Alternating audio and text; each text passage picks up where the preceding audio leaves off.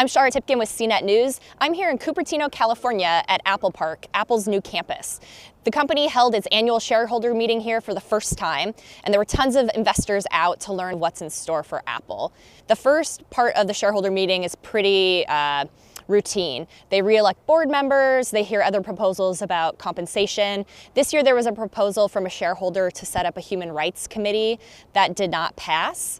It's really the second part of the shareholder meeting that everybody's coming for, and that's the Q&A with Tim Cook. So this is an opportunity for investors to kind of ask basically anything they want, and we really saw a lot of that here today. One investor asked if Apple was going to get into oral health care. Tim Cook said no. We also had a lot of compliments, people saying how much they liked the campus. People I talked to, that was a really big reason why they wanted to come out here today. They wanted to see what Apple Park looked like. They wanted to go in the Steve Jobs Theater. They wanted to see Tim Cook in person. A few things that Tim Cook talked about that were pretty interesting. He said that mobile payments hasn't taken off quite as quickly as he thought it would. When I talked to Tim Cook a couple years ago at an event, he said he believed that Apple would kill cash. Now he's saying he hopes that cash is dead before he dies, basically.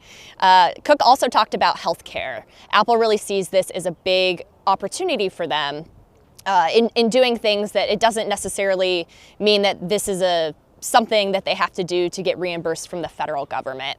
He also talked about tax reform. This was kind of a huge thing for Apple this year. They have almost $300 billion in cash. Most of it's overseas. With the tax reform passed by Congress, Apple's able to bring it back with paying only $38 billion in taxes. Tim Cook talked about the benefits of that for Apple and for the shareholders. We also heard about some other areas like wearables. With AirPods, Apple Watch, this is becoming a really big business for Apple. He said it's about the size of a Fortune 300 company at this point. Then there were some other comments about R&D, other random questions. There always seem to be people wanting almost tech support. One woman asked when the iPhones would be waterproof, which they've been water resistant for a couple generations now. I'm Shara Tipkin with CNET News. Thanks for tuning in.